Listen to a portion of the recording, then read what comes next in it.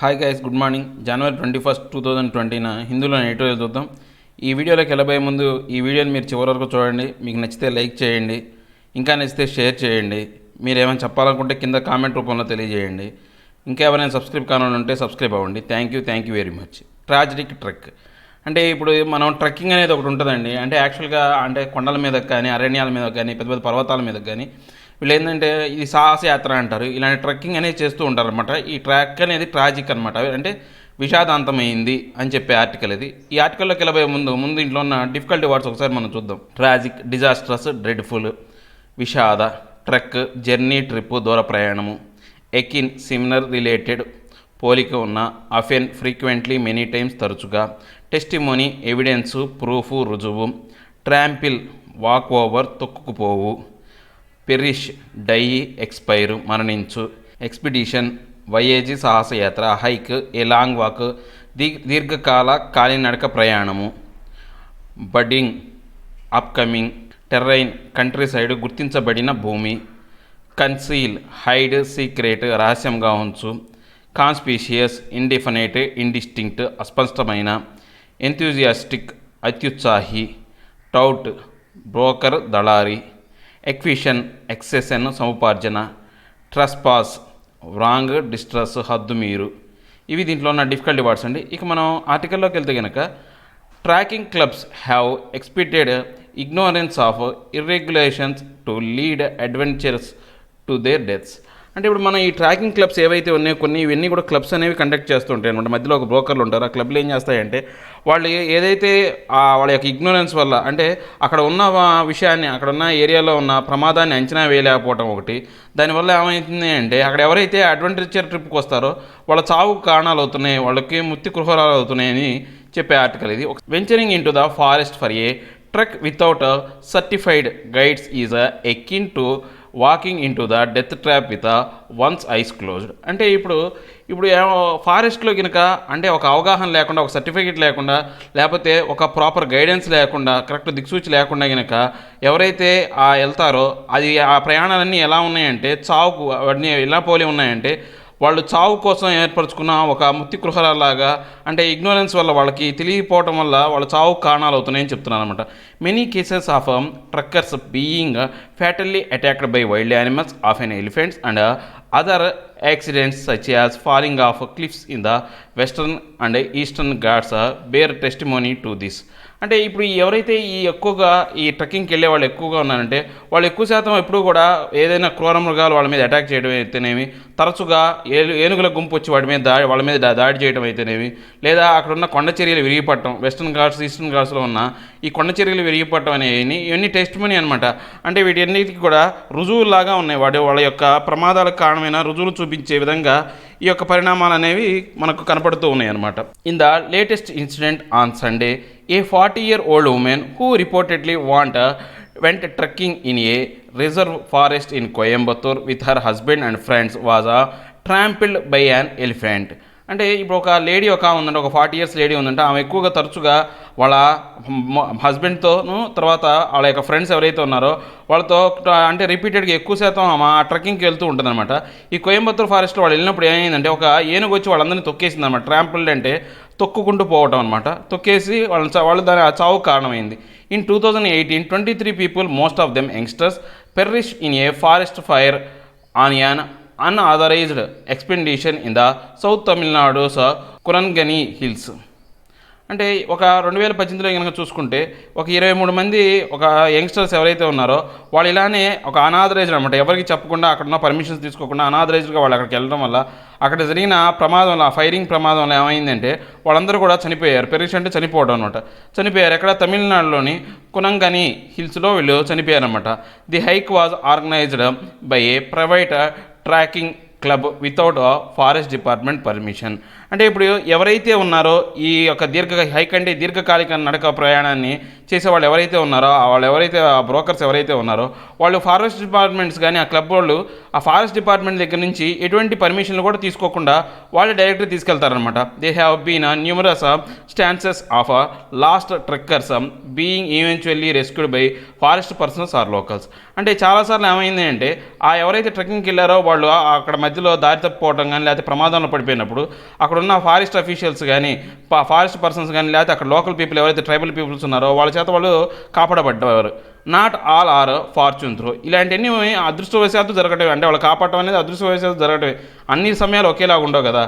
In 2014 a budding Tamil film act director vanished while an unauthorized trek in Coimbatore's Vellingiri hills. 2004లో అయితే upcoming అనమాట, అంటే రాబోయే కాలంలో ఫిల్మ్ డైరెక్టర్ తమిళ ఆర్ట్ ఫిల్మ్ డైరెక్టర్ ఒకతను ఇలానే కనిపించకుండా మాయమైపోయాడు కోయంబత్తూరు విల్లింగ్ హిల్స్ పోయినప్పుడు. Far from being sensitised by these tragedies about the dangerous of unfamiliar terrain and wild animals, trekkers continue to put themselves in harm ways. అంటే ఇప్పుడు ఇక్కడ పరిస్థితులు ఏంటంటే చాలా దూరమైన ప్రయాణాలు, తర్వాత అక్కడ ఏమైందో అంటే అక్కడ ఆ ప్రదేశం అంతా కూడా ఒక ఎవరికి అర్థం కాని అన్ఫెమిలియర్ అనమాట, అందరికీ సామాన్యమైన ప్రదేశం కాదు, చాలా ప్రమాదాలతో కూడుకుంది. తర్వాత వైల్డ్ యానిమల్స్, క్రూర మృగాలు ఉంటాయి. ఇలాంటి సిచ్యువేషన్లన్నీ ఏమవుతున్నాయంటే ఎవరైతే ఈ ట్రక్కర్స్ ఉన్నారో వాళ్ళే ప్రమాదాన్ని కలిగించుకునే విధంగా ఈ దారులు ఉన్నాయన్నమాట, వాళ్ళు వెళ్ళే దారులన్నీ కూడా. To an extent ignorance of law governing forest entry contributes to this.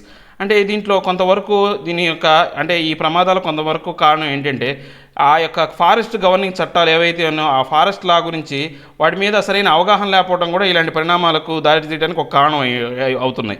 Private adventure clubs most of them online entries continue to entice youngsters by promising an adventurous experience in the wild. అంటే ఇప్పుడు ఈ private adventure clubs అని కొన్ని ఉంటాయి అనమాట. అవి ఏం చేస్తాయంటే ఆన్లైన్ మోస్ట్లీ వాళ్ళందరూ కూడా ఆన్లైన్ ఎంట్రీస్ ద్వారా యంగ్స్టర్ని అందరినీ అట్రాక్ట్ చేస్తారనమాట.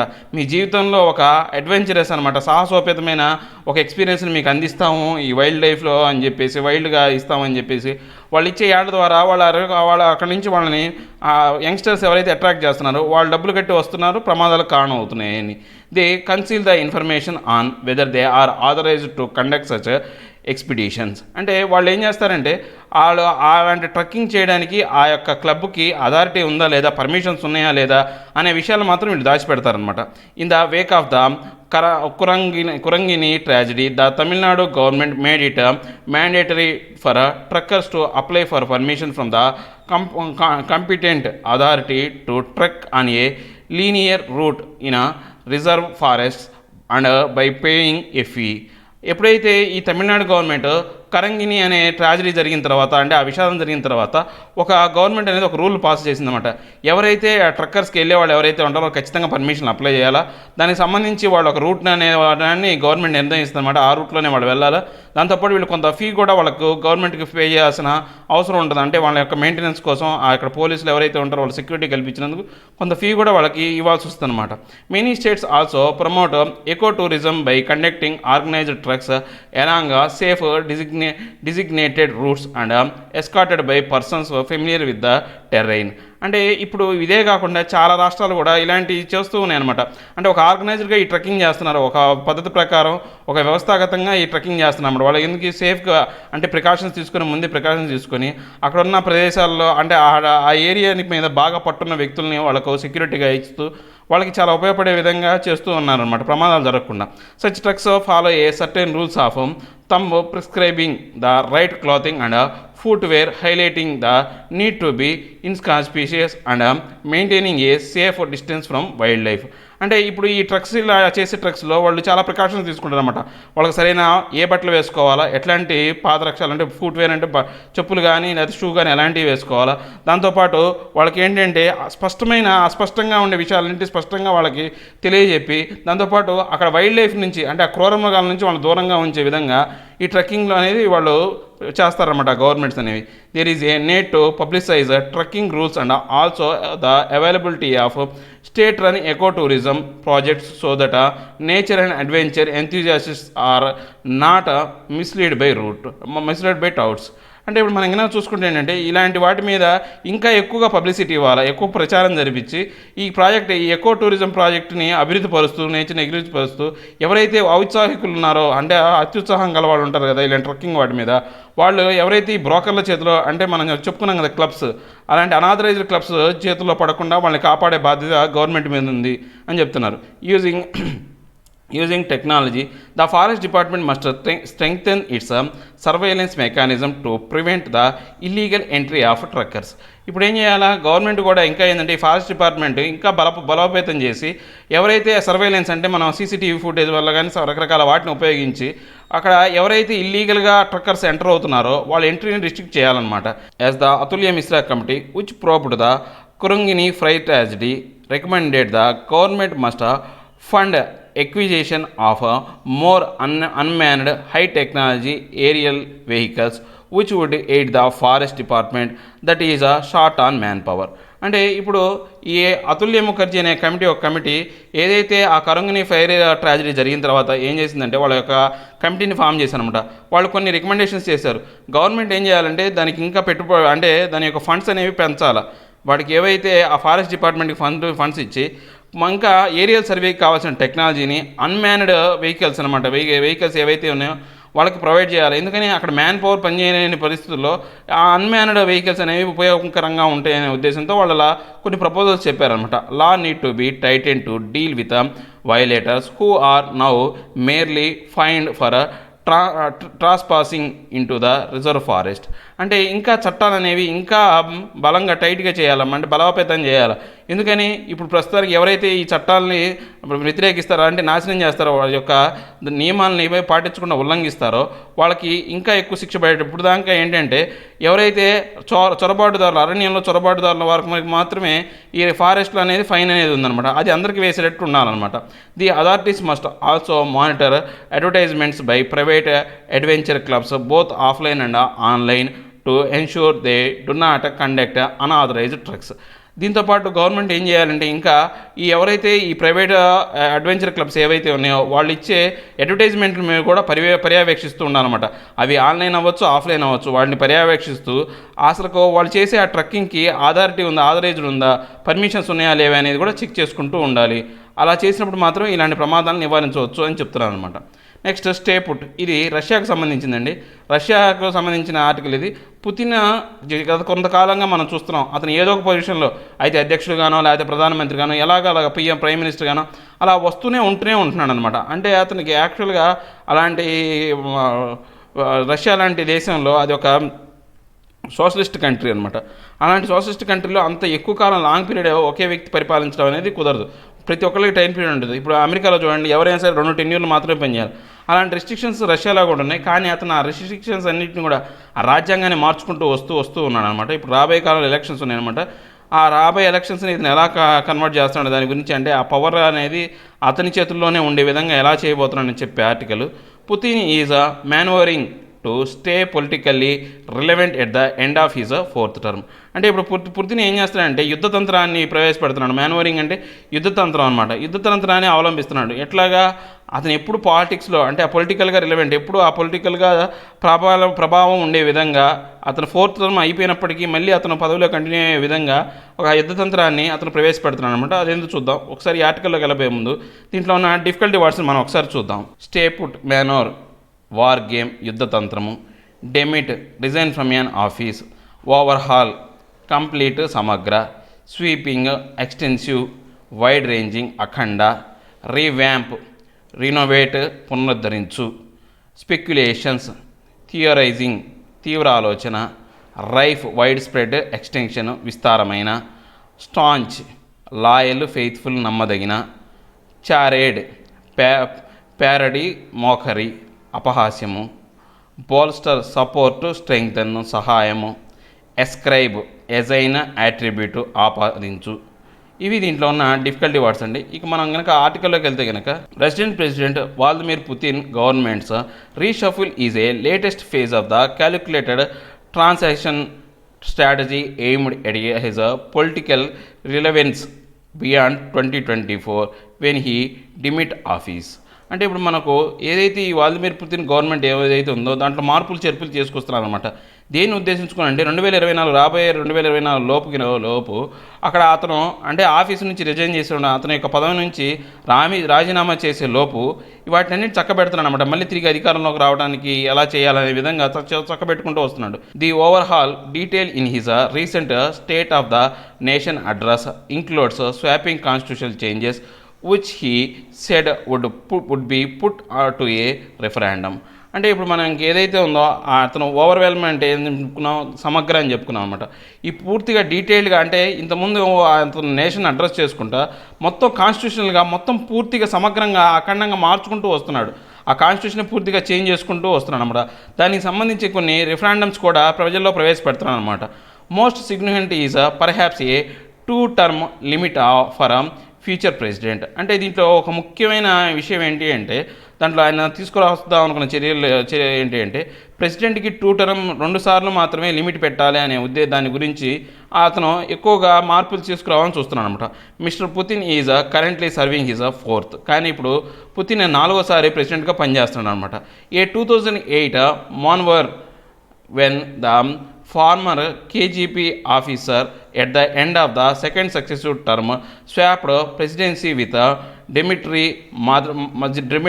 Medvedev, installing himself prime minister for the next 4 years, caused outrage. అంటే ఇప్పుడు మనం ఏమైనా చూసుకుంటే 2008 ఏమైందంటే పూర్తిగా ఆ ఒక యుద్ధతంత్రంతో ఏం చేశారంటే పుతిన్ను ఆ తర్వాత ఆ మెడ్రీ మాల్దేవ్ అనే అతను ఇద్దరు కూడా వాళ్ళ యొక్క పదవులను మార్చుకొని వాళ్ళు పూర్తిగా వాళ్ళ ప్రైమ్ మినిస్టర్ పదవిలో పుతిన్ అనేది కంటిన్యూ అవ్వడం జరిగింది. అదే బాగా గొడవలకు దారి తీసింది. అవుట్రేజ్ అంటే అనమాట గొడవలకి దారి తీసింది అన్నమాట. అవుట్రేజ్ అంటే గొడవ అనమాట, గొడవకు దారి తీసింది. A third term from 2013 was after an amendment to extend presidential term to 6 years. ఇప్పుడు థర్డ్ టర్మ్ అనే అతను 2003లో అతను 3వసారి ప్రెసిడెన్షియల్ ఎలక్షన్ ప్రెసిడెంట్గా నిలబడ్డాడు అనమాట, గెలిచాడు. దాంతోపాటు ఏం చేశాడు, అతని యొక్క ప్రెసిడెన్షియల్ పదవిని 6 ఏళ్ల వరకు పొడిగించారనమాట.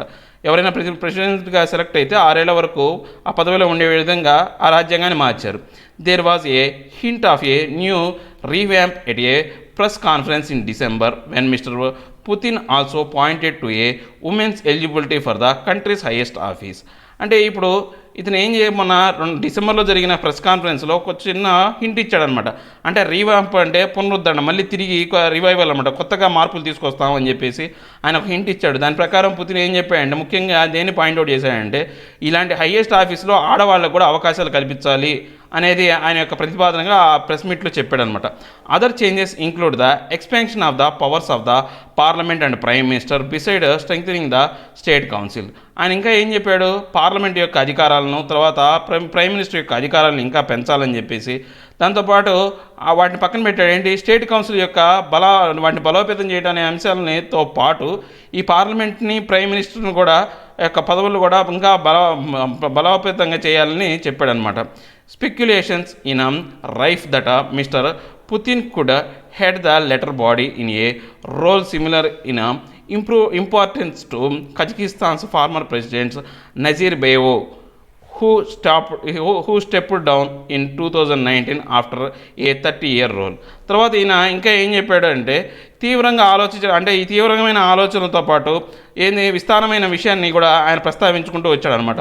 ఎవరు, కజకిస్తాన్ ఫార్మర్ ప్రెసిడెంట్ అయినటువంటి నజీర్బయేవ్ అనే అతను 2019లో తన అధికారం నుంచి దిగిపోయాడు అనమాట. 30 ఏళ్ళు సుదీర్ఘంగా పరిపాలించిన తర్వాత ఆయన అధికారంలోకి దిగిపడిపోయాడు అనమాట. ఆయన దాని గురించి కూడా ఆయన ఇంపార్టెన్స్ గురించి కూడా ఆయన చెప్పడం జరిగింది. Mister Medvedev and also the entire cabinet who resigned soon after the address is now deputy of the Kremlin's new created security council. అంటే ఇప్పుడు ఈ మధ్యదేవ్ తర్వాత సంబంధించిన క్యాబినెట్ అంతా కూడా వాళ్ళందరూ ఏం చేశారు, ఈ అడ్రస్ చేసిన తర్వాత వాళ్ళు రిజైన్ చేశారనమాట. ఆ రిజైన్ చేసిన తర్వాత ఈ క్రెమ్లిన్కి న్యూ క్రియేటెడ్ సెక్యూరిటీ కౌన్సిల్గా ఆయన నియమించబడడం జరిగింది. క్రెమ్లిన్ అనేది అక్కడ ఒక కోట లాంటిది అనమాట, రష్యా కోట లాంటిది అనమాట. ఇప్పుడు మనకు ప్రధానమంత్రి ఆఫీస్ ఎలాగో రష్యాకి అలాంటిది అనమాట. The staunch Putin ally has been replaced as a premier by Mikhail Mishustin, Russia's highly regarded head of taxation, but with little political experience. ఇప్పుడు పుతిన్కి అత్యంత నమ్మదగ్గమైన వ్యక్తి ఎవరైతే ఉన్నారో మిఖేల్ మిస్టుస్టన్ అతన్ని రష్యాకి highly recorded head of taxation కింద అతన్ని ఆ పొజిషన్లో కూర్చోబెట్టాడు. అతనికి చాలా పొలిటికల్ ఎక్స్పీరియన్స్ తక్కువ ఉన్నప్పటికీ అతనికి ఆ పదవిని ఇచ్చాడనమాట. The nomination has occasioned comparison with past government overhauls. అంటే ఇప్పుడు ఇదంతా కూడా ఎలా ఉంది అంటే పూర్తి ఏదైతే ఆ యొక్క పూర్తిగా ఇంతకుముందు పాత గవర్నమెంట్ని పూర్తిగా సమగ్రంగా మార్చినట్టు ఉందన్నమాట. Mister Medvedev was one prominent Putin associate who survived the changes effected after the president's 2018 re-elections when many long time appointments made way for younger loyalists. అంటే ఇప్పుడు మనం కనుక చూసుకుంటే ఈ మధ్వదేవ్ అనే అతను ఎప్పుడు కూడా పుతిన్కి చాలా నమ్మకమైనటువంటి అతను సహచరుడు అనమాట. 2018 ఎలక్షన్స్ తర్వాత ప్రెసిడెన్షియల్ ఎలక్షన్ జరిగిన తర్వాత రీఎలక్షన్ జరిగిన తర్వాత కూడా అతనిలో ఈ చేంజెస్ తర్వాత వచ్చినప్పటికీ అతను చాలా యంగ్ లాయలిస్ట్ కొత్త వాళ్ళు ఉన్నప్పటికీ అతని పదవిలో అతను కంటిన్యూ అవుతూనే ఉన్నాడు. The poll itself has criticised as a charade as prominent opposition candidate Alexei Navalny was earlier banned for the contest. అంటే ఇప్పుడు మనం ఆ పోల్స్ కనుక చూసుకుంటే ఎన్ని ఈ పోల్ జరిగిన విధానం చూస్తే కనుక అదంతా చరేడ్ అంటే ఒక అపహాస్య ధోరణిలో ఉందన్నమాట. ఆ అపహాస్య ధోరణిలో ఉన్న దాన్ని చూసి అపహాస్య ధోరణిలో ఉంది అంటే పూర్తిగా పుతిన్ యొక్క కంట్రోల్లోనే జరిగిందనమాట. ఎవరైతే అపోజిషన్ క్యాండిడేట్ ఎవరైతే ఉన్నాడో అలెక్సీ నావెల్లీ అనే అతన్ని పూర్తిగా వ్యతిరేకించారు. అంటే ఆ కంటెస్టెంట్ నుంచి రాకుండా అతన్ని బ్యాన్ చేశారు, దూరం పెట్టారనమాట. The slant of Mister Putin's proposal is in sync with the political stands. For instance in his public commitments last year that liberalism had outlived its utility. అంటే ఇప్పుడు ఏదైతే ఈ పుతిన్ యొక్క ప్రపోజల్స్ కానీ ఇవన్నీ కూడా ఆ పొలిటికల్ అతని యొక్క రాజకీయ విధానాన్ని ప్రతిబింబించే విధంగా, లేకపోతే ఇంతకుముందు అతని యొక్క పబ్లిక్కి అతనికి ఉన్న రిలేషన్ లాస్ట్ కొంతకాలంగా తర్వాత సరళీకృతంలో భాగంగా ఉన్నట్టు కనబడుతున్నాయి అన్నమాట. Moscow's Syrian military intervention has bolstered its influence across the West Asia. అంటే ఇప్పుడు ఈ యొక్క ఎవరైతే ఈ మాస్కో అంటే ఏంటి, రష్యా రాజధాని అనమాట. ఈ యొక్క రష్యా ఈ సిరియన్ మిలిటరీలో వాళ్ళ మిలిటరీలో ఇంటర్వెన్షన్ అనమాట. అంటే వాళ్ళు జోక్యం చేసుకొని ఆ సిరియన్ మిలిటరీకి సహాయం చేయడం వల్ల ఏమైందంటే వెస్ట్ ఏషియాలో దీని యొక్క ప్రభావం పెరిగిపోయింది, ఈ యొక్క రష్యా యొక్క ప్రభావం పెరిగిపోయింది. ఇది కూడా ఇతనికి ఒక బోల్స్టర్ అంటే ఒక సహాయకారిగా ఉందన్నమాట. ఏంటి, ఇలాంటి అధికారం చేజిక్కించుకునే విషయంలో ప్రజల్లో ఒక పాజిటివ్ పాయింట్ ఏంటంటే ఇది ఇట్లా వెస్ట్ ఏషియాలో వీళ్ళ యొక్క ప్రభావం ఉండేసరికి ఆ ప్రజలు కూడా ఇతని వైపు పాజిటివ్గా ఉన్నారు. Similarly the aggression in Ukraine and Georgia may have restored some of the Russians' lost authority following the Soviet Union disintegration. అంటే ఇప్పుడు మనం కనుక చూసుకుంటే కనుక దాంతోపాటు ఇంకా ఏమిటి అంటే యుక్రెయిన్లో కానీ జార్జియాలో కానీ ఏంటంటే రష్యా యొక్క ప్రభావాన్ని తిరిగి పునరుద్ధరిస్తున్నారన్నమాట. సోవియట్ యూనియన్ ఆఫ్ రష్యా అనే విడిపోయిందనమాట, డిసింటిగ్రేట్ అయిపోయింది 1992లో. ఆ డిసింటిగ్రేషన్ అయిన తర్వాత మళ్ళీ దాని యొక్క ప్రభావం యుక్రెయిన్లో జార్జియాలో వీళ్ళ యొక్క ప్రభావాన్ని మళ్ళీ ఈ ఒక పుతిన్ కాలంలోనే వాళ్ళ యొక్క ప్రభావం అనేది యుక్రెయిన్ మీద జరగడం అనేది ఒక శుభపరిణామం. అక్కడున్న ప్రజలకు ఒక ఆశావాహకంగా ఉంది. Mister Putin has perhaps not without justification ascribed Russian expansionism as a appropriate response to the extinction of the North Atlantic Treaty Organization beyond the former Eastern Bloc to the erstwhile states of the Soviet union. ఇప్పుడు Putin ఏంటంటే తానే ఆపాదించుకుంటున్నాడు.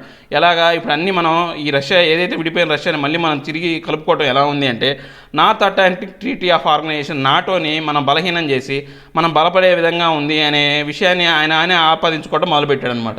At home however the persistent economic crunch has lead his poll rating to plummet. అంటే ఇప్పుడు అక్కడ ఏదైతే అక్కడ ఉన్న economic పరిస్థితులు కూడా అతనికి ఆశావాహకంగా సపోర్ట్ ఇచ్చే విధంగా ఉందన్నమాట. Paradoxically through Mister Putin is the only leader of any consequences a whole new generation of Russia has known. అంటే ఇప్పుడు మనం కనుక చూసుకుంటే ఈ పుతిన్ ఒక్కడు మాత్రమే అక్కడ కొత్త జనరేషన్ అయినటువంటి రష్యా ప్రజలు ఎవరైతే ఉన్నారో వాళ్ళకి తెలిసిన ఏకైక నాయకుడు, ఎట్లాంటి సిచ్యువేషన్లో అయినా ఉన్న ఏకైక నాయకుడు ఎవరంటే వాళ్ళందరూ దృష్టిలో పుతిన్ మాత్రమే. Therefore despite the frequent protest against repressive policies and high prices, it may be premature to write him off. అంటే ఇప్పుడు మనం కనుక చూసుకుంటే కనుక అక్కడ ఉన్న పరిస్థితులు అంటే రిప్రెసివ్నెస్ అంటే అణిచివేతకు వ్యతిరేకంగా జరుగుతున్న పోరాటాలు ఇవ్వచ్చు, లేకపోతే అక్కడ అధిక ధరలు అయ్యి ఉండొచ్చు, అక్కడ ఉన్న ధరలు అయ్యి ఉండవచ్చు, అవన్నీ కూడా ఇతను ఆపలేకపోతున్నాయి. అన్నీ ఇంకా అంటే చిన్న దశలోనే, మెచ్యూరిటీ లేని దశలోనే ఉన్నాయి. ఇతన్ని ఆఫీసులో నిలబడనీయకుండా ఉండడానికి చేసేంత కారణాలు ఏమి కావు, అంటే అతనికి వ్యతిరేకించే కారణాలు ఏమి కావు అని చెప్తున్నారు అనమాట. Redesigning India's aligning data system. The present national accounting and analytical framework misses out on many key dimensions of a complex economy. అంటే ఇప్పుడు ఇది మన ఎకానమీకి సంబంధించింది. ఇప్పుడు మన ఎకానమీ అనేది బాగా పూర్తిగా డౌన్ఫాల్లో ఉంది కాబట్టి ఆ ఎకానమీని రివైవ్ చేయడానికి సంబంధించిన అంశాల గురించి చెప్పేదండి. ఇది చాలా సింపుల్ వర్డింగ్లో ఉంది. ఇది మీరు ఒకసారి చూడండి, అర్థమవుతుంది. మనం కొన్నాళ్ళుగా ఎకానమీ గురించి చెప్పుకుంటూనే వస్తున్నాం. ఇప్పుడు నెక్స్ట్ ఇంకా మనం చూసుకుంటే deciphering the moves on Russia's power chessboard. ఇప్పుడు ఆ చెస్ బోర్డులో రష్యా యొక్క బోర్డులో ఆ పవర్ అనేది ఎలా మారుతుందనే దాని గురించి చెప్తున్నాను అనమాట. Vladimir Putin continue to remain in control and has support as a populist authoritarian.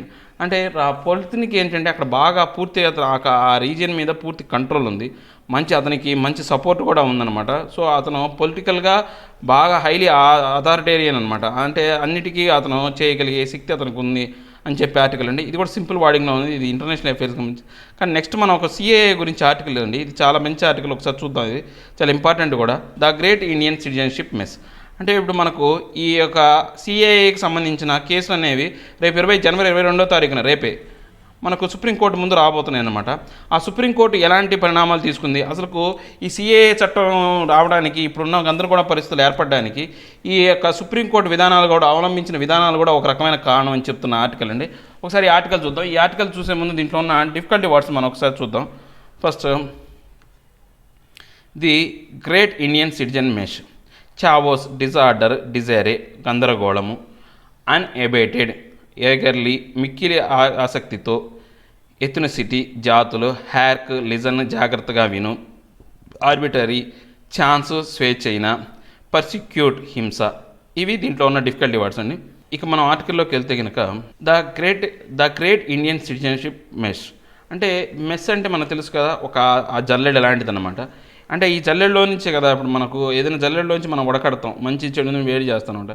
ఇప్పుడు మనం ఈ సిటిజన్షిప్ మెస్ను ఉపయోగించి ఏం చేస్తున్నారంటే మన భారతదేశ పౌరులు ఎవరు కాదనే దాన్ని విడగొడుతున్నారు. The great Indian citizenship mess. ఇది ఒక మెస్ అనమాట. ఒక ఇండియన్ అంటే పౌరసత్వాన్ని నిర్ధారించే ఒక జల్లెడ. The Supreme Court is largely responsible for the chaos around the CAA and the NRC. అంటే ఇప్పుడు సుప్రీంకోర్టు అనేది ఒక ముఖ్యమైన ప్రధాన పాత్ర వహిస్తుందన్నమాట. ఏది ఈ సిఏఏ గురించి, ఎన్ఆర్సీ గురించి ఏవైతే ఉన్నాయో ఇప్పుడు గందరగోళం ఏర్పడిందో ఆ గందరగోళం ఏర్పడిన పరిస్థితులకి ప్రధాన కారణం, ప్రధాన భూమిక అనేది సుప్రీంకోర్టు కూడా వ్యవహరించాలి అని చెప్తున్న ఆర్టికల్ ఇది.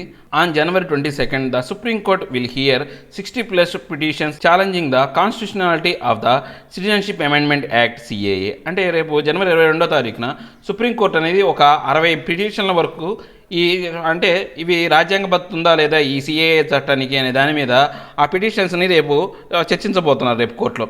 As a matter of the fact in the apex court that is largely responsible for the current mess. అంటే ఇప్పుడు మనం ఏమైనా చూసుకుంటే ఇది అపెక్స్ కోర్టు, ఈ అపెక్స్ కోర్టు కూడా ఈ యొక్క గందరగోళానికి ఏదైతే ఈ జల్లెడికి ఏదైతే ఉందో ఈ కరెంట్ దాని గురించి అది రెస్పాన్సిబుల్ అనమాట.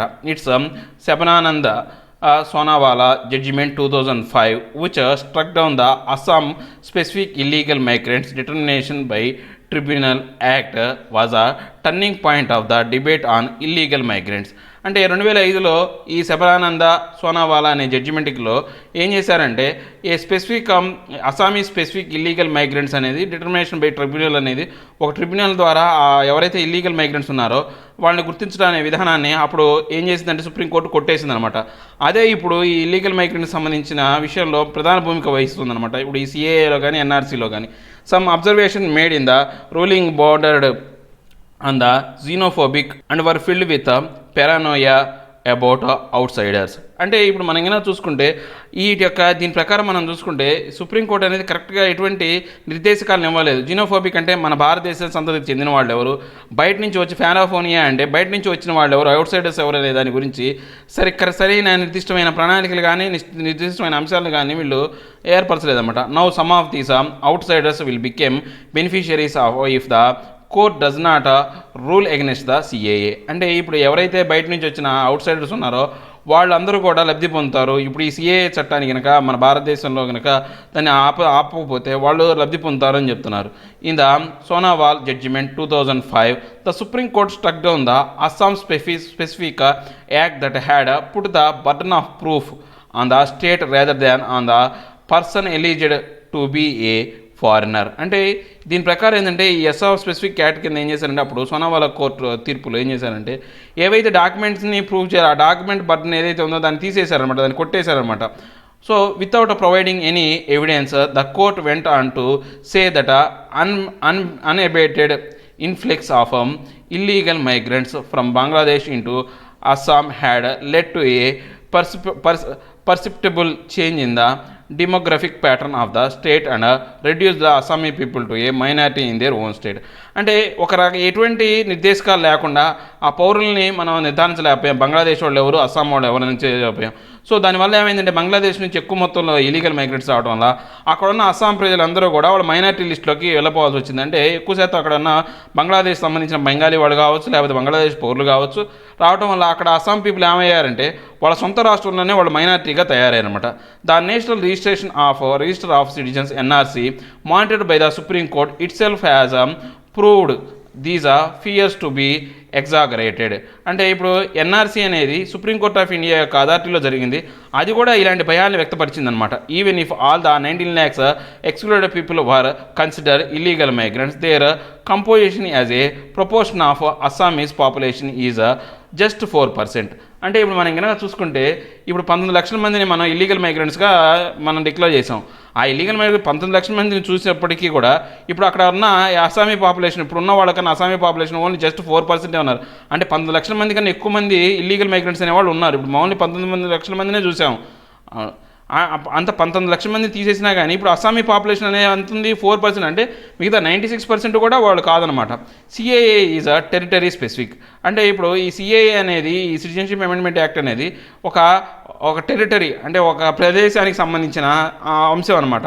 The CAA just like IMDT that was deemed unconstitutional by Supreme Court is territory specified and excepts certain north eastern states from its scope. అంటే ఇప్పుడు సిఏఏ చట్టాన్ని కూడా ఇందాక మనం చెప్పుకున్నాగా illegal migrants determination by tribunal అనేది IMDT అనేది దాని ప్రకారమే సిఏఏ కూడా అన్కాన్స్టిట్యూషనల్ అనమాట. ఇది సుప్రీంకోర్టు చెప్పాలి. ఎందుకని ఇది ఒక టెరిటరీకి మాత్రమే సంబంధించింది కాబట్టి కొన్ని నార్త్ ఈస్టర్న్ స్టేట్కి దీనిలోంచి ఈ సిఏఏ చట్టంలోంచి ఎగ్జామ్షన్ ఇవ్వాలి అని చెప్తున్నారు.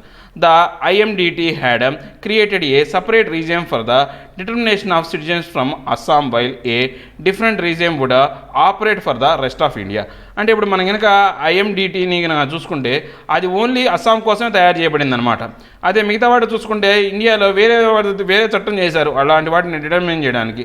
The court in the Sonowal verdict had said that such a geographical difference is admissible only if it has a rational nexus with the act's objectives. అంటే ఇలాంటి అంటే ఒక చోట ఒక రకమైన చట్టం ఇంకో చోట ఒక రకమైన చట్టం అనేది ఉండటం అనేది సుప్రీంకోర్టు అనేది సోనాలియా వర్డిక్ట్లో ఏం చెప్పిందంటే ఓన్లీ కొన్ని అంశాల్లో మాత్రమే ఏదైనా రిలేషన్లో ఉన్నప్పుడు మాత్రమే వీటిని చూసుకోవాలి కానీ అన్ని విషయాల్లో ఇలా చేయకూడదని చెప్పిందనమాట. The court also rule that the IMDT as objective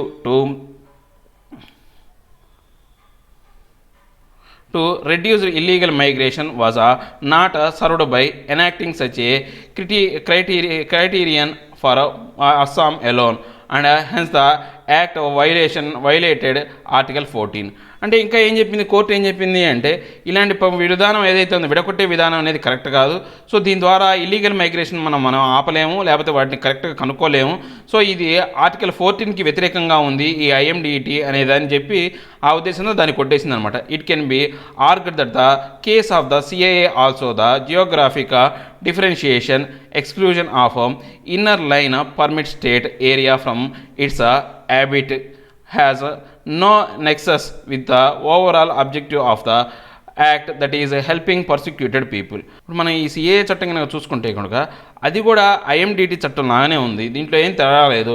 అంటే ఏదైతే యాక్ట్ వీళ్ళు ఎందుకు దీన్ని తయారు చేశారు అంటే ఎవరైతే పర్సిక్యూటెడ్ అక్కడ హింసకు గురవుతున్న పీపుల్ని సహాయం చేయడం కోసం చేశారు. కానీ ఇది అందరికీ వర్తించట్లేదు, కొంతమందికి మాత్రం వర్తిస్తుంది. సో ఇది కూడా అలాంటి చట్టమే. This makes the act fall short of the criterion laid down in the Sonowal case. అంటే సోనోవాల్ కేసులో ఎలాంటి క్రైటీరియా అయితే ఉందో అలాంటి క్రైటీరియా ఫెయిల్ అయిందో ఇలాంటి క్రైటీరియాని ఈ సిఏఏ చట్టం కూడా ఫెయిల్ అయిందనమాట. The court had then said that the territory agnosticum foreigners act was far more effective than the IMDT in the identification and exclusion of the foreign who had entered India illegally and had no authority to remain. అంటే ఇప్పుడు court ఏం చెప్పింది అంటే అక్కడ territory agnostic foreign act అనేది ఒకటి ఉంది. ఆ ఫారెన్ యాక్ట్ అనేది ఈ ఐఎండిటీ కన్నా బాగుంటుంది, అది కరెక్ట్గా ఉంది. ఈ దాని ప్రకారం అనేది ఈజీగా ఎవరు ఫారినరో ఎవరు ఇండియన్ అనేది ఐడెంటిఫై చేసి వాడిని ఎలా తొలగించాలనేది కరెక్ట్గా ఆ చట్టం ఉపయోగపడుతుందని చెప్పింది అనమాట. అప్పట్లో it needs to be started here that the foreigners act deal with foreigners not with those whose names may have been excluded due to lack of documentation, for instance in the Assam NRC. అంటే ఇప్పుడు మనం ఏమైనా చూసుకుంటే ఈ ఎవరైతే foreigners ఉన్నారో వాళ్ళ దగ్గర సరైన డాక్యుమెంట్స్ లేకపోవడం వల్ల వాళ్ళని ఏం చేశారంటే ఈ అస్సాం ఎన్ఆర్సీ నుంచి వాళ్ళని పక్కన పడేశారనమాట. సరిగ్గా డాక్యుమెంట్స్ ప్రొడ్యూస్ చేయనందు వాళ్ళ ఫారినర్స్ అని చెప్పేసి వాళ్ళని తీసి పక్కన పడేశారు. మెనీ ఆఫ్ దెమ్ కూడా ఇండీడ్ బి సిటిజన్స్. అందులో చాలామంది వాస్తవానికి భారతీయ పౌరులే, వాళ్ళ దగ్గర ఆ ఫామ్స్ లేకపోవచ్చు కానీ డాక్యుమెంట్స్ లేకపోవచ్చు కానీ నిజానికి వాస్తవానికి వాళ్ళు ఇండీడ్ అంటే వాస్తవం అనమాట, వాస్తవానికి వాళ్ళు భారతీయ పౌరులే.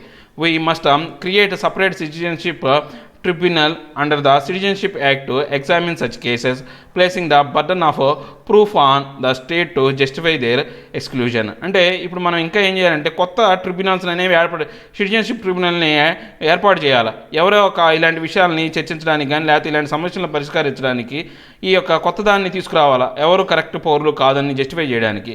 ఏ denial of citizenship which is a right to rights must be through a process that fair, responsible, just and non arbitrary. అంటే ఇప్పుడు మనం కనుక చూసుకుంటే కనుక ఏదైతే ఈ యొక్క సిటిజన్షిప్ని తీసివేయటం డానియల్ అంటే వాళ్ళని నిలుపుదల చేయటం, వాళ్ళకి సిటిజన్షిప్ ఇవ్వకుండా ఆపేయటం అనేది రైట్ ఆఫ్ రైట్స్, రైట్లో హక్కుల్లో హక్కు అయితే అయ్యి ఉండొచ్చు కానీ దాంట్లో కరెక్ట్గా రీజనబుల్గా ఉండాలి, కరెక్ట్గా రీజనబుల్గా ఉండాలి.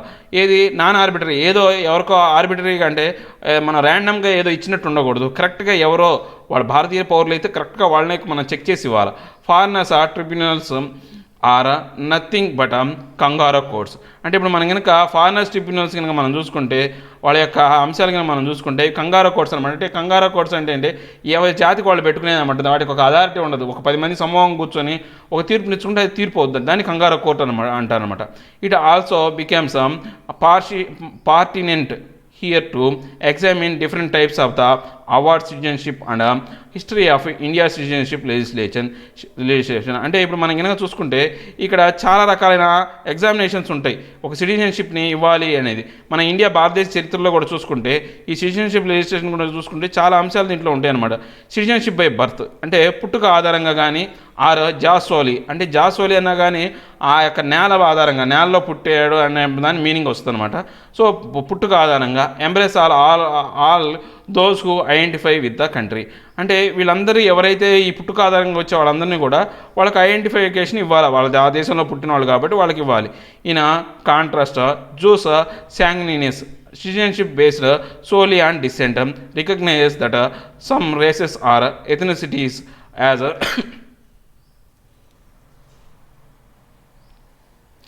a nation and others are outsides. Jus sanguinis అనే అర్థం ఏంటంటే డిసెంట్ అనమాట. అంటే అతను మన భారతదేశంలో పుట్టకపోవచ్చు కానీ వాళ్ళ యొక్క పూర్వీకులు అనేవాళ్ళు మన భారతదేశంలో పుట్టి ఉంటే కనుక దాని ప్రాతిపదికన కూడా వాళ్ళకు మనం సిటిజన్షిప్ అనేది పౌరసత్వం అనేది ఇవ్వచ్చు అనమాట. అలాంటి అంశాన్ని మనం ఏమంటారు, జూస్ శాగ్నియస్ అంటారు. దీని ప్రకారం మనం ఏమైనా చూసుకుంటే దీంట్లో చాలా ఎథనిసిటీస్ ఉన్నాయి, చాలా జాతులు ఉన్నాయి. అంటే మన భారతదేశ సంతతి అయినప్పటికీ వాళ్ళు మన భారతదేశంలో పుట్టకపోవచ్చు, వేరే దేశంలో ఉండొచ్చు. అలాంటి సంతతి వాళ్ళకి కూడా మనం చూసుకుంటే కనుక వాళ్ళకి సిటిజన్షిప్ ఇవ్వకపోవటం అనేది ఆ నేషనల్కి సంబంధించిన అంటే and others are out Zydus. దాని ప్రకారం మనం చూసుకుంటే కనుక వాళ్ళు భారతీయుల లేకపోతే అవుట్ సైడర్స్ అని మనం చెప్పొచ్చు. అంటే వాళ్ళ యొక్క జాతి బట్టి మనం భారతీయులుగా వాళ్ళని నిర్ధారించవచ్చు. In post colonial nation such citizenship law have provide grounds to render whole population without right and produced a constant stream of refugees into neighboring countries. అంటే ఇప్పుడు మనకు పోస్ట్ కొలోనియల్ చూసుకుంటే కనుక, అంటే వలసవాదాన్ని ముందు కనుక మనం తర్వాత చూసుకుంటే, మన వలసవాద తర్వాత చూసుకుంటే కనుక ఈ సిటిజన్షిప్ సంబంధించిన దాంట్లో ఎవరైతే రిఫ్యూజీస్ ఉన్నారో, నైబరింగ్ కంట్రీస్ వచ్చిన రిఫ్యూజీస్ ఉన్నారో వాళ్ళని అలౌ చేయకుండా తయారైపోయింది. వలసవాదంలో ఆపేయడం జరిగింది. Myanmar's 1982 citizenship act was one such example that classified only some ethnicities as a national effectively outlawing the Rohingya people. అంటే ఇప్పుడు మయన్మార్లో కూడా 1982 సిటిజన్షిప్ యాక్ట్ అనేది ఇలానే తయారు చేశారు. దాని ప్రకారం వాళ్ళు ఒక క్లాసిఫికేషన్ ఇచ్చారనమాట. అక్కడ ఉన్న జాతులు ఎథ్నిసిటీస్ ఎవరైతే ఉన్న సమ్ ఎథ్నిసిటీస్కి వాళ్ళ నేషనాలిటీని ఇచ్చి ఎఫెక్టివ్లీ మిగతా వాళ్ళని ఏం చేశారో వాళ్ళ దేశ పౌరులు కాదని చెప్పారు. ఇప్పుడు రోహింగ్యా పీపుల్ ఆ కోవకు చెందిన వాళ్ళే అనమాట. అందుకే వాళ్ళు ఆ దేశం నుంచి బయటకు రావాల్సి వస్తుంది. While jus sanguinis is premised on the country hacking back to an arbitrarily determined past. Josiah looks at the future, enabling a country create a pluralistic and inclusive society. అంటే ఇప్పుడు మనం కనుక చూసుకుంటే ఏదైతే వాళ్ళ యొక్క పూర్వీకుల ఆధారంగా, డిసెండెంట్స్ ఆధారంగా ఇచ్చే ఒక దాన్ని తర్వాత వాళ్ళ పుట్టుక ఆధారంగా ఇచ్చి ఈ రెండు రకాల కనుక మనం కనుక వాళ్ళకి మనం సిటిజన్షిప్ కనుక వాళ్ళకి అలాట్ చేస్తే ఏంటంటే అది ఒక ప్లూరలిస్ట్ కంట్రీ అనమాట. ఇంక్లూజివ్ అందరూ దాంట్లో ఆ సొసైటీలో ఉండే ఆస్కారం అనేది ఉంటుంది అనమాట. Citizenship by birth and descent మనం పుట్టుక ఆధారంగా లేకపోతే వంశపారంపర్యంగా ఇచ్చే పౌరసత్వం. While discussing the citizenship in the Constitution Assembly, the drafters were very conscious of how they wanted to build the India of their dreams. అంటే ఇప్పుడు మనం కనుక ఈ సిటిజన్షిప్ మనం కనుక కాన్స్టిట్యూషన్ అసెంబ్లీ కనుక చూసుకుంటే ఆ రచయితలు ఎవరైతే ఉన్నారో వాళ్ళు చాలా కాన్షియస్గా ఉన్నారనమాట. వాళ్ళు చాలా అలర్ట్గా ఉన్నారు. దేని గురించి, వాళ్ళ దేశం ఎలా ఉండబోతుంది, అంటే రాబోయే కాలంలో భారతదేశం ఎలా ఉండబోతుంది అనే విషయంలో వాళ్ళ యొక్క కళలు అనేవి ఎలా ఉండబోతున్నాయని కరెక్ట్గా వాళ్ళు చాలా ఆసక్తిగా ఉన్నారనమాట. అంటే కాన్షియస్గా ఉన్నారు. Sardar Vallabhbhai Patel now an icon of the Narendra Modi rejected citizenship based on racial principle. ఇప్పుడు సర్దార్ వల్లభాయ్ పటేల్ ఎవరైతే ఆ నరేంద్ర మోడీకి ఒక మార్గదర్శి ఐకాన్ అనమాట. ఆయన మన ఆదర్శంగా తీసుకుంటాడు నరేంద్ర మోడీ. ఆయన ఒకప్పుడు ఏం చేశాడంటే మత ప్రాతిపదికన, రేషియల్ ప్రిన్సిపల్ ప్రాతిపదికన సిటిజన్షిప్ ఇవ్వాలనే అంశాన్ని ఆయన పూర్తిగా వ్యతిరేకించేవాడు. ఎవరు? Sardar Vallabhbhai Patel. His enlightened views and those of the other CA members were reflected in the citizenship act of 1955 which provided for the citizenship by birth. అంటే అతని యొక్క ఆశయాలు అవ్వచ్చు, ఒక ఉద్దేశాలు అవ్వచ్చు, అక్కడ ఉన్న ఇంకా సీఏలు అంటే ఆ కాన్స్టిట్యూషన్ అసెంబ్లీలో ఉన్న ఇంకా కొంత మెంబర్స్ యొక్క వాళ్ళ యొక్క ఆశయాలు అయి ఉండొచ్చు. అవన్నీ కూడా ఆ రిఫ్లెక్షనే ఆ యొక్క సిటిజన్షిప్ యాక్ట్ 1955 అనమాట. అంటే 1955లో చేయబడిన ఆ పౌరసత్వ చట్టం అనేది వీటన్నిటిని వాళ్ళ యొక్క ఆశయాలను, ఉద్దేశాలను ఆపాదించే విధంగా ఉంది. దాని ప్రకారం చూసుకుంటే పుట్టుక ఆధారంగా వాళ్ళకి పౌరసత్వాన్ని ఇచ్చే విధానాన్ని వీళ్ళు ప్రవేశపెట్టారు. This change in 1987 when the first time India made jus sanguinis applicable after the then prime minister Rajiv Gandhi buckled under pressure from the Assamese nationalist and signed the Assamese accord. అంటే ఏదైతే ఈ పుట్టుక ఆధారంగా ఇచ్చే ఈ పౌరసత్వాన్ని 1947లో మార్పు చేశారనమాట. ఎవరి కాలంలో మార్పు చేయబడింది అంటే రాజీవ్ గాంధీ యొక్క కాలంలో మార్పు చేశారు. ఎందుకని? అప్పుడు అస్సాం వాళ్ళ యొక్క నేషనలిస్టుల యొక్క ప్రభావం వల్ల అయితేనే, వాళ్ళ ఒత్తిడి వల్ల అయితేనేమి ఆయన కొత్త దాన్ని తీసుకొచ్చాడు. అంటే వాళ్ళ యొక్క పూర్వీకులు ఎవరైనా ఉంటే, వాళ్ళ యొక్క పూర్వీకులు మన భారతీయులు అయితే కనుక దాని ప్రకారం వాళ్ళకు కూడా పౌరసత్వాన్ని ఇచ్చే అధికారాన్ని ఈయన అప్పుడు అస్సాం అకార్డ్ ద్వారా కొత్త చట్టం చేశాడనమాట. The accord created a framework graded citizenship depending on the person's parentage and when he or she had migrated to India. అంటే ఇప్పుడు మనం కనుక చూసుకుంటే కనుక ఈ అకార్డ్ ప్రకారం, దీని ప్రకారం, ఈ సిటిజన్షిప్ ప్రకారం ఏంటంటే ఎవరైనా కానీ వాళ్ళ యొక్క పేరెంటేజ్ అంటే వాళ్ళ యొక్క తల్లిదండ్రులు అనేవాళ్ళు వేరే దేశంలోకి వెళ్ళిపోయిన తర్వాత అక్కడ వాళ్ళు పుడితే మళ్ళీ వాళ్ళు భారతదేశానికి వస్తే వాళ్ళకి కూడా పౌరసత్వం ఇవ్వాలి.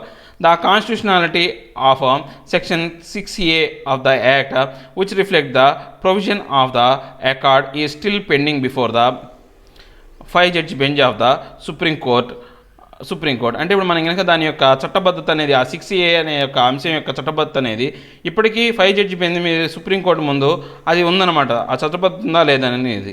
Ideally the court should have disposed of this petition before instituting on the Assam NRC. అంటే ఇప్పుడు వాళ్ళు ఏం చేయాలి అంటే ఈ అస్సాం ఎన్ఆర్సీని క్రియేట్ చేయ ముందుకే ఈ యొక్క ఏదైతే ఉందో ఆ 5 జడ్జి బెంచ్ ముందు ఉన్న అంశాన్ని వాళ్ళు డిస్పోజ్ చేసి ఉండాల్సింది. The Assam accord and the Sonowal verdict laid the grounds of the Supreme Court direct NRC. అంటే ఇప్పుడు మనం కనుక అస్సాం అకార్డ్ అయి ఉండొచ్చు, లేకపోతే ఈ సోనాలి వర్డిక్ట్ అయి ఉండొచ్చు. దీని అన్నీ కూడా మనం చూసుకొని దీని ప్రకారమే ఈ సుప్రీంకోర్టు అనేది ఎన్ఆర్సీ అనేదాన్ని తయారు చేసింది అనమాట. Now when the CAA has made the inclusion of NRC excluded migrants belongs to certain communities possible, Assam chief minister Sarbananda Sonowal, who was the petitioner in 2005 case, has himself expressed doubt about the final list. అంటే ఇప్పుడు మనం కనుక చూసుకుంటే ఈ సిఏఏని కనుక add అయ్యి ఎన్ఆర్సీతో పాటు ఈ సిఏఏ కూడా ఎక్స్క్లూడ్ అయితే కనుక అప్పుడు ఏమవుతుందంటే ఎప్పుడైతే ఆ సబర్ణానంద సోనావాల్ అనే ఆనాటి చీఫ్ మినిస్టర్ 2005లో ఏదైతే కేసు వేసాడో దాన్ని కరెక్ట్గా అంటే ఆయన ఏదైతే కారణంతో ఆ కేసు వేసాడో అది ఆ లక్ష్యాలు నెరవేరే విధంగా ఉంది. ఎందుకని ఈ సిఏఏ చట్టం ప్రకారం ఏంది, బంగ్లాదేశ్ నుంచి మత ప్రాతిపదికన హింసకు గురైన వాళ్ళందరికీ పౌరసత్వం ఇస్తున్నారు. సో వాళ్ళు కూడా మన భారతీయ పౌరులు అవుతారు. అప్పుడు అక్కడ అస్సాంలో ఉన్న ప్రజలు ఏమవుతారు, మైనారిటీస్ లిస్టులోకి వెళ్ళిపోతారు. అక్కడ బెంగాలీ వాళ్ళు అనే వాళ్ళు ఎక్కువగా ఉండిపోతారు అన్నమాట. He has also assured the Assamese people that their culture and language will be preserved. అంటే ఇప్పుడు ఆయన ఇంకా ఏం చెప్తున్నాడు అంటే దాని ప్రకారం ఏం చెప్తున్నాడంటే ఆ యొక్క 19 lakhs పీపుల్ కాకుండా వాళ్ళని తీసే అంటే అక్కడ ఉన్న అస్సామీ పీపుల్కి వాళ్ళ యొక్క కల్చర్ని వాటిని కాపాడే విధంగా ఉండాలి అని కూడా ఆయన ప్రామిస్ చేస్తున్నాడు అనమాట. None of the 19 lakh excluded people have issued orders that would enable them to appeal to a foreigners tribunal. అంటే ఇప్పుడు మన 19 లక్షల మంది ఎవరైతే వాళ్ళు మన భారతీయ పౌరులు కాదు అనుకున్నా చూసారా, వాళ్ళెవరూ కూడా ఆ ఫారిన్ ట్రిబ్యునల్ ముందు కూడా ఎవరు కూడా అప్లై చేసుకోలేదు. Interestingly the apex court had said nothing about the process after it's conclusion. అంటే ఇప్పుడు ఎవరైతే 19 లక్షల మందిని మనం ఎక్స్క్లూడ్ చేసామో ఆ ఎపెక్స్ కోర్టు వాళ్ళ గురించి ఏం చెప్పలేదు, మీరు ఏం చేయాలనే విషయం గురించి వాళ్ళకి ఏం చెప్పలేదు అనమాట. అది చాలా ఇంట్రెస్టింగ్ అంశం అనమాట. There is little doubt that the Assam accord implicitly targeted Bengalis in general and Muslims in particular. అంటే ఇప్పుడు మనం కనుక చూసుకుంటే కనుక ఈ అస్సాం అకార్డ్ అనేది అది చూడడానికి ఎలా ఉంది అంటే బెంగాలీస్ని తర్వాత ముస్లింని టార్గెట్ చేసి జనరల్గా ముస్లింని టార్గెట్ చేసే విధంగా ఉందన్నమాట. The CAA has made this discrimination more explicit by offering citizenship to persecuted minorities from certain communities who came from Afghanistan, Pakistan, Bangladesh before A specific date. అంటే ఇప్పుడు ఈ సిఏఏ చట్టం ఏంది దానికి ఇంకా మించిపోయే విధంగా ఉంది. ఎలాగా పాకిస్తాన్ నుంచి, బంగ్లాదేశ్ నుంచి, ఆఫ్ఘనిస్తాన్ నుంచి హింసకు గురయ్యి వచ్చిన ఒక సెక్షన్ ఆఫ్ పీపుల్ ఎవరైతే ఉన్నారో ఒక సెక్షన్ ఆఫ్ టైంలో వచ్చిన వాళ్ళు మాత్రమే సిటిజన్ చట్టం వాళ్ళకి పౌరసత్వాన్ని ఇచ్చే విధంగా ఉందన్నమాట. It is obvious that the act intent to exclude Muslims including those of persecuted religious dominations from these nation. అంటే ఇప్పుడు ఈ లెక్క ప్రకారం మనం ఏమైనా చూసుకుంటే ఎవరైతే ముస్లిమ్స్ ఉన్నారో వాళ్ళని వదిలేసే విధంగా, తర్వాత ఆ పర్సిక్యూటెడ్ రిలీజియన్ ఏదైతే ఉందో హిందువులు ఎవరైతే ఉన్నారో వాళ్ళకు పౌరసత్వం ఇచ్చే విధంగా క్లియర్గా కనపడుతుంది అనమాట. To make a related point the CAA could possibly also enable people to convert to one of the listed faiths and seeks citizenship. అంటే ఇప్పుడు మనం ఏమైనా చూసుకుంటే ఏమవుతుందంటే ఈ సిఏఏ అనేది కూడా కొంతమందికి మాత్రమే ఈ లిస్టులో అవకాశాలు కల్పించే విధంగా ఉంది, అందరికీ ఇచ్చే విధంగా లేదు. సిటిజన్షిప్ అనేది కొంతమందికి ఇచ్చే అవకాశంగా ఉందన్నమాట. They could well say that they adapted Muslim names due to a well founded fear of persecution in the countries. అంటే ఇప్పుడు మనం కనుక చూసుకుంటే కనుక వాళ్ళు ఏం చెప్తున్నారు అంటే ముస్లిమ్స్ నేమ్స్ అనేవి మేము ఎందుకు పెట్టలేదు అంటే అక్కడ హింసకు గురవుతున్న వాళ్ళని మాత్రమే మేము తీసుకుంటున్నాము అని చెప్పే వాళ్ళ ఒక కారణాన్ని చెప్తున్నారు అనమాట. The CAA in essence that only violates the constitution values of the secularism and freedom of religion but also negates the principle of equal protection and non discrimination. అంటే ఇప్పుడు మన ఈ సిఏఏ చట్టం అనేది ఏంటంటే పూర్తిగా దేన్ని నాశనం చేస్తుంది అంటే మతపరమైన స్వేచ్ఛని నాశనం చేస్తుంది. దాంతోపాటు సెక్యులరిజం సంబంధించిన వాల్యూస్ ఏవైతే లౌకికతత్వానికి సంబంధించిన వాల్యూస్ని వాటిని దెబ్బతీసే విధంగా ఉంది. దాంతోపాటు equal protection and non discrimination అంటే అందరికీ సమానమైన రక్షణ కల్పించడం, తర్వాత నాన్ డిస్క్రిమినేషన్ అనమాట. అంటే ఒకళ్ళ వైపు బయాసింగ్ నేచర్ ఏదైతే ఉందో దాన్ని వ్యతిరేకించే విధంగా లేకుండా దాన్ని ఆపాదించుకునే విధంగా ఉందన్నమాట. Finally if the purpose of the CAA is to preserve the spirit of the Vasudeva Kutumbam, the world is the one family, why does the government not enact a comprehensive refugee law that would provide for a fair and objective procedure to determine the persecution and law eligible refugees to seek asylum by conflicting asylum with citizenship? The CAA sadly prioritize politics over persecuted people. అంటే ఇప్పుడు మనం కనుక చూసుకుంటే ఫైనల్గా మనం చెప్పాలి అనుకుంటే CAA అనే చట్టం అనేది వసుదైక కుటుంబం అనే ఏదైతే మనం ఒక స్లోగన్ ఏదైతే ఉందో అనుకో, అంటే మొత్తం ప్రపంచంలో ఉన్న దేశాలందరిలో ఉన్న ప్రజలందరూ కూడా ఒక కుటుంబం లాంటి వాళ్ళు అనే విషయాన్ని కనుక హైలైట్ చేసే విధంగా, అంటే ప్రతిబింబించే విధంగా ఉంటే గవర్నమెంట్ ఎందుకు ఇలాంటి యాక్ట్ చేసింది అంటే ఒక సెక్షన్ ఆఫ్ పీపుల్ని తీసుకొని ఇంకొక సెక్షన్ ఆఫ్ పీపుల్ని పక్కన పడేయడం అనేది, అంటే ఎవరైతే హింసకు గురవుతున్నారో అని చెప్తున్నారు, సో ముస్లింలో కూడా హింసకు గురయ్యే వాళ్ళు ఉన్నారు, అలాంటి వాటిని ఎందుకు తీసుకోలేదు అంటే ఈ పాలిటిక్స్ అనేవి, ఈ పాలిటికేషన్ అంటే వీళ్ళు ఏంటంటే రాజకీయం చేస్తున్నారు, ఈ హింస మీద కూడా వీళ్ళు రాజకీయం చేసే విధంగా ఇలాంటి అంశాలు ఉన్నాయని చెప్తున్నారు అనమాట. ఇవండి ఈరోజు నా 4 ఆర్టికల్స్. నా ఎక్స్ప్లెనేషన్ మీకు నచ్చినట్లయితే లైక్ చేయండి, షేర్ చేయండి, సబ్స్క్రైబ్ చేయడం మాత్రం మర్చిపోకండి. Thank you very much.